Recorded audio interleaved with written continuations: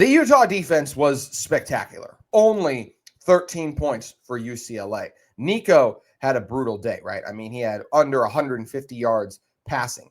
UCLA's offense was barely over 200 yards. That's a tremendous day. Utah shut out UCLA in the first and fourth quarter, only allowing 10 points combined in the second and third. But there was one nitpick, and it could become a mass. It's not even a nitpick. There was one issue. It wasn't an issue in this game, but it can become a massive issue that costs Utah in future games. And that was the tackling. Utah missed several tackles. And Kyle Whittingham did say, hey, like we didn't tackle as much during spring ball. So, I mean, during fall camp, because try to keep guys healthy. Obviously, Utah's just had a ton of injuries over the course of the year. So he said he didn't want to tackle as much, wanted to keep guys healthy. So he said maybe that had a bit to do with the missed tackles. And I do think that's part of the reason. I think it's the first game back, getting the flow in. I think some of these guys as well, like just calling it what it is. Like I think Rabbit Evans is probably a starter on this team. We heard Rabbit Evans was out. So one of the reasons Rabbit's probably playing over, Nate Ritchie, Jackson Benny, even though I'm sure those guys will still have a role. But a lot of times that will be Rabbit Evans because Rabbit showed us last year he is a really strong tackler. That Iowa State game was spectacular. So do expect the tackling to improve. It was a little disappointing to see Teo Johnson struggle with the tackling just because that was kind of the one thing that he wasn't great at last year. But I'm once again, game one, hoping it was just that lack of tackling, and he'll continue to grow and get better as the season goes on. I also do want to give UCLA some credit, especially Nico. I think Nico is one of the 5 toughest, I don't know if I'll say players, but I'll at least say quarterbacks that Utah, honestly, one of the 3 toughest quarterbacks that Utah is going to have to try and tackle this year with his size and strength. Like if we're looking at Utah's schedule, the only other quarterbacks other than Nico, because Nico's got good size, good speed, pretty good strength too. Like I don't know why Kyle called him Cam Newton, but outside of that, like he's pretty athletic. So for other quarterbacks that Utah's going to face that they got to tackle better against, the next one will be maybe West Virginia has a quarterback that'll surprise us that way, but I don't see it. Arizona State, Sam Levitt, he beat Utah with his legs a couple times last year. He can be athletic. I don't know if he'll run as much as Nico, but that'll be another one that's tough. The toughest running quarterback that I think Utah will play all year is actually Kansas State's Avery Johnson. He's incredibly athletic. He's shifty. He's tough to take down. So that's another one I look at. And then Jalen Daniels is another guy who will use his legs too, and Kansas is rolling so far. So we'll see about that. Some of the other quarterbacks we'll see on the schedule are mobile, but the biggest thing was Nico. So that's why I'm not like sound the alarm of Utah missing tackles because number one, it was game one. Number two, I know this defense will continue to improve and get better. There's some guys who will get back and get healthy. And also I think Nico's going to do that a lot this season to a lot of people. But Utah no doubt needs to get better before they see some of the other top rushing quarterbacks in the Big 12 conference. So that's just all something to keep in mind with this Utah defense. I think they will be fine, especially once you get a guy like Rabbit back. Unfortunately, we did get some news that Dallas Vakalahi is going to miss an extended period of time. He's out indefinitely for this Utah team. That is absolutely a blow.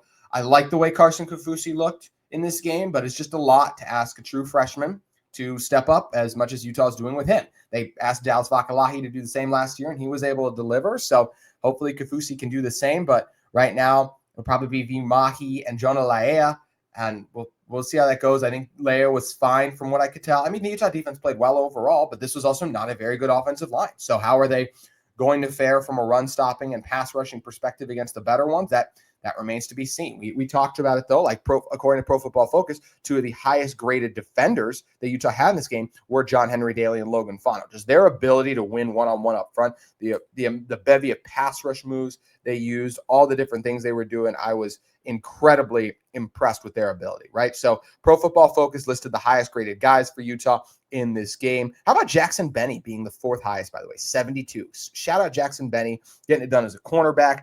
And also just flying in there and making some stops and plays as well, too. I'd be with showing off the tackling, catching passes, too. The 5 highest graded guys for Utah, or 6 highest. They have Devin Dampier at an 81, Pro Football Focus did.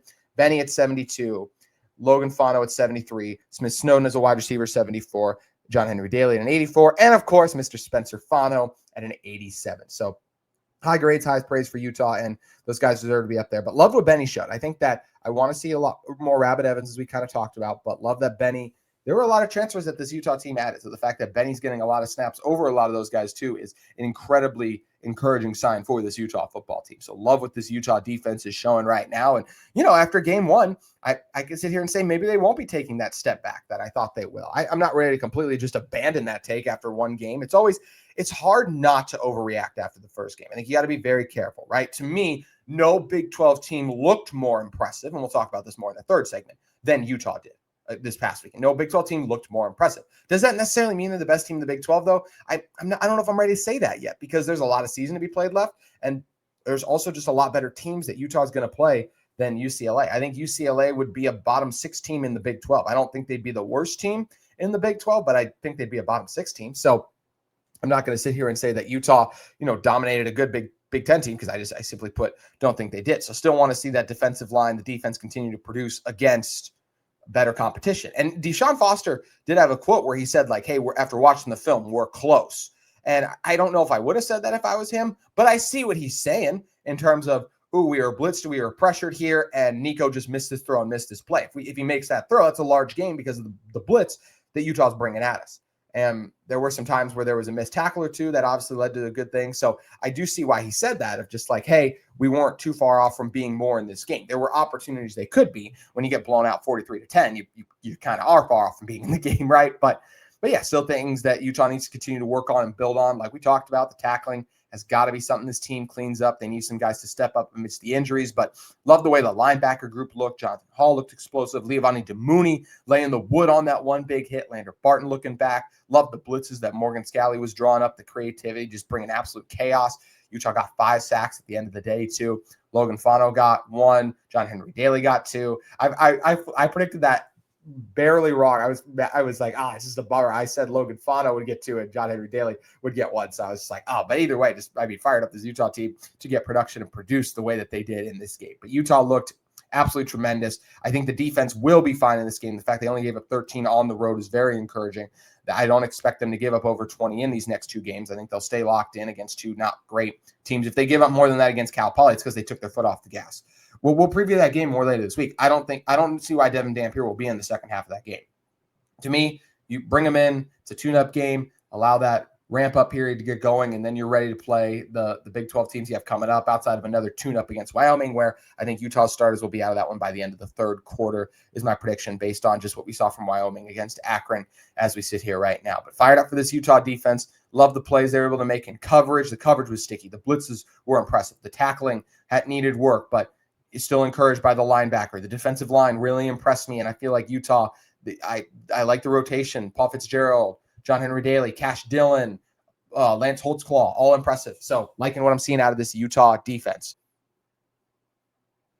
Today's show is also brought to you by our friends at FanDuel Sportsbook. The NFL season is almost here, and FanDuel makes sure you're getting ready for kickoff with a can't-miss offer. Right now, new customers can bet just $5, and if your bet wins, you'll get $300 in bonus bets to use across the app. It makes every game more exciting, whether you're watching your team or just keeping an eye on your fantasy lineup. The NFL season, I'm so excited just to have college football back, NFL back. We have Cowboys versus Eagles. I'm feeling very good about the Eagles right now in that game based on the circus that is the Dallas Cowboys at the moment. I'm excited to cheer on my Minnesota Vikings, who will be playing on Monday Night Football against the Bears. But whatever your team is, we got an awesome Sunday slate coming up in the NFL, so make sure you head over to FanDuel today. And there's another good week of college football, too, that'll deliver, with Oklahoma versus Michigan being the best game. However you're leaning, however you're feeling, make sure you head over to FanDuel today. Are you ready to play? Download the FanDuel app now by visiting FanDuel.com to get started. That's FanDuel.com to place your first $5 bet when you head over to FanDuel Sportsbook today. That's going to do it for today's Locked On Utes. If you're in the market for a second listen, check out Locked On College Football or Locked On Big 12, where I made an appearance with our good friend Drake Toll yesterday. Look forward to talking more Utah ball and really breaking down the Smith-Snowden as well as the rest of the defensive players' emergence on offense on tomorrow's Locked On Utes. Hope to see you then.